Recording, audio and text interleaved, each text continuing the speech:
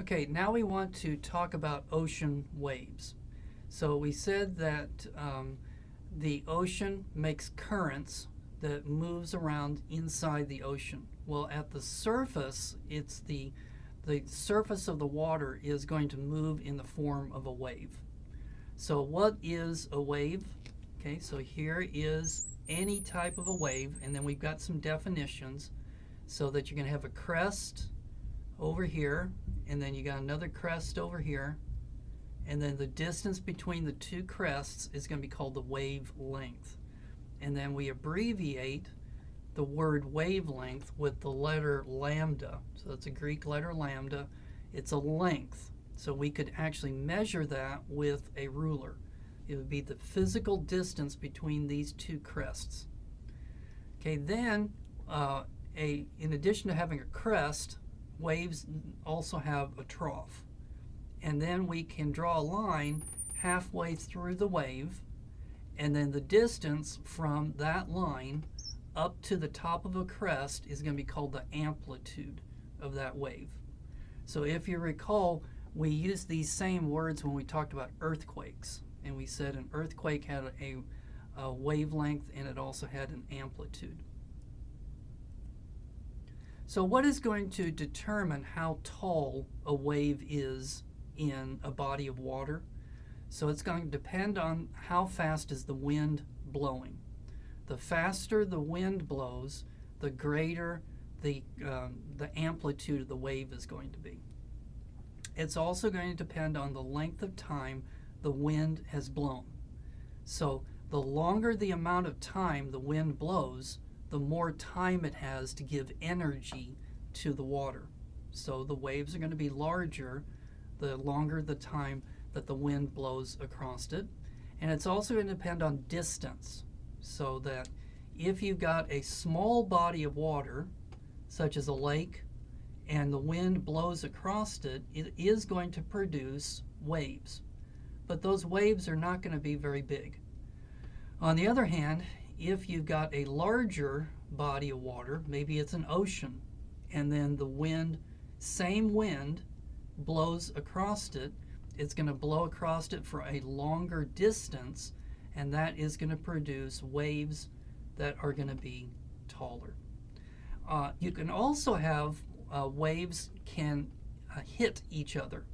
So you might have waves that are going in this direction, and they look like this, and then waves that are going in this direction, and they look like this, and then when they hit each other, sometimes they can amplify.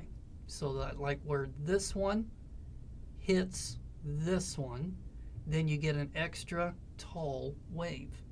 Sometimes though, when this one here hits a trough on this one here, then it's going to be extra low. So the two waves will actually go through each other.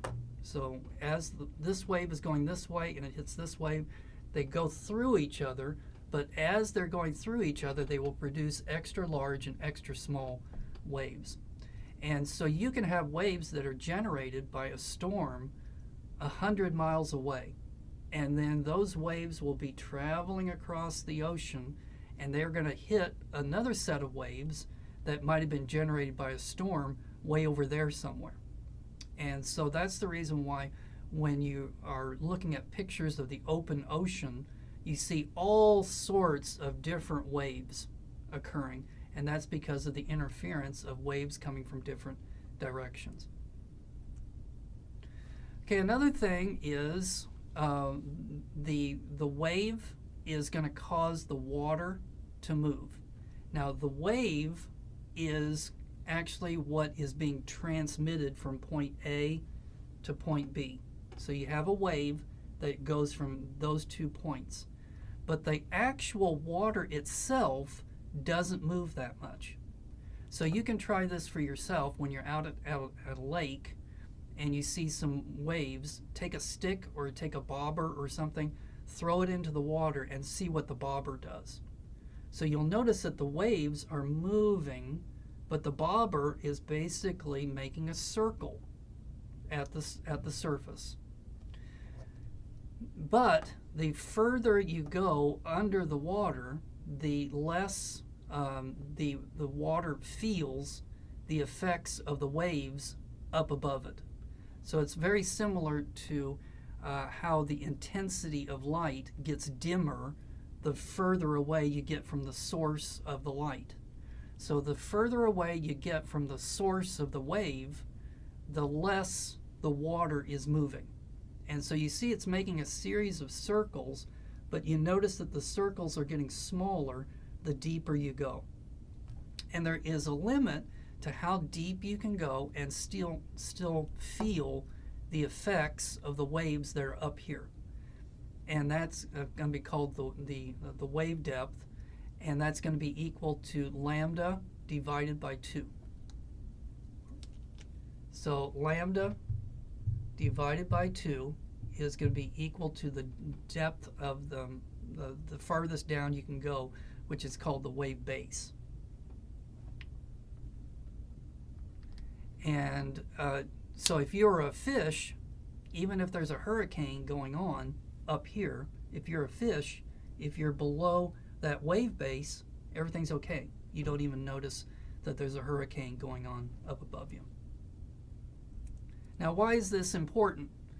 A wave carries energy with it. So anything that has amplitude is going to have energy. The greater the amplitude, the more energy it's going to contain. So here's a wave that contains energy. It's approaching a shoreline.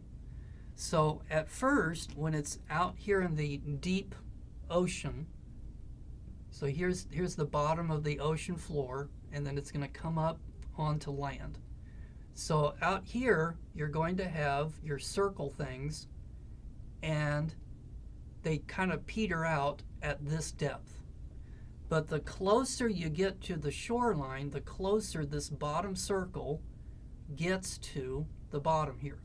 So when it gets over to here, now the wave is starting to feel the effects of the ocean floor. Now this thing has a lot of energy, okay, and that energy gets more and more and more compressed as it's approaching the shoreline.